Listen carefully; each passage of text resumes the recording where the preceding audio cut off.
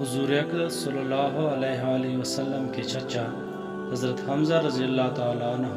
غزوہ احد میں شہید ہو گئے اور بے درد کافروں نے آپ رضی اللہ تعالیٰ عنہ کے کان، ناک وغیرہ اعضاء کاٹ دیے اور سینہ چیر کر دل نکالا اور طرح طرح کے ظلم کیے۔ لڑائی کے ختم پر حضور اکرم صلی اللہ علیہ وسلم اور دوسرے صحابہ رضی اللہ تعالیٰ عنہ شہیدوں کی لاشیں تلاش فرما کر ان کی تجہیز و تکفین کا انتظام فرما رہے تھے کہ حضرت حمزہ رضی اللہ تعالیٰ عنہ کو اس حالت میں دیکھا نہایت صدمہ ہوا اور ایک چادر سے ان کو ڈھانپ دیا۔ اتنے میں حضرت حمزہ رضی اللہ تعالیٰ عنہ کی حقیقی بہن حضرت صفیہ رضی اللہ تعالیٰ عنہ تشریف لائیں کہ اپنی بھائی کی حالت کو دیکھیں۔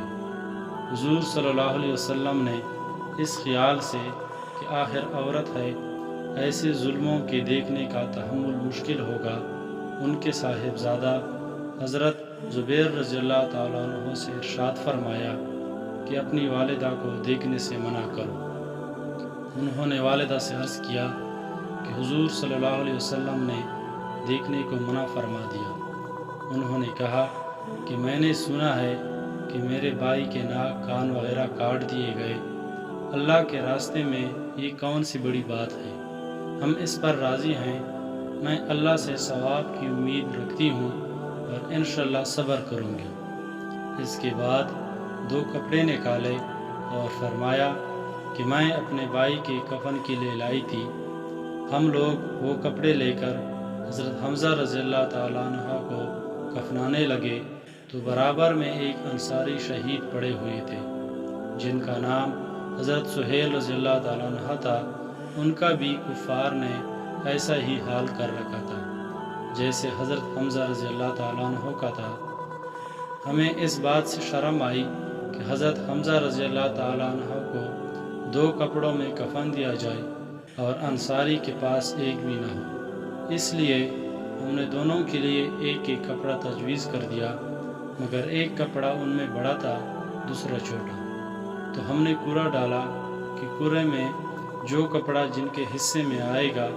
وہ ان کی کفن میں لگایا جائے۔ کورا میں بڑا کپڑا حضرت سہیل رضی اللہ تعالیٰ عنہ کے حصے میں آیا اور چھوٹا حضرت حمزہ رضی اللہ تعالیٰ عنہ کے حصے میں آیا، جو ان کے قد سے بھی کم تھا کہ اگر سر کو ڈھانکا جاتا تو پاؤں کھل جاتے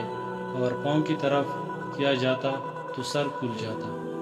حضور صلی اللہ علیہ وسلم نے ارشاد فرمایا کہ سر کو کپڑے سے ڈھانک دو اور پاؤں پر پتے وغیرہ ڈال دو۔ تو ناظرین، یہ 2 جہاں کے بادشاہ کے چچا کا کفن ہے، وہ بھی اس طرح کہ ایک عورت اپنے بھائی کے لیے 2 کپڑے دیتی ہے، اس میں یہ گوارا نہیں کہ دوسرا انصاری بھی کفن رہے، ایک ایک کپڑا بانٹ دیا جاتا ہے اور پھر جو چھوٹا کپڑا اس شخص کے حصے میں آتا ہے جو کوئی وجہ سے ترجیح کا استحقاق بھی رکھتا ہے۔ مزید اس قسم کی ویڈیوز کے لیے ہمارے چینل کو لائک اور سبسکرائب کریں۔ شکریہ۔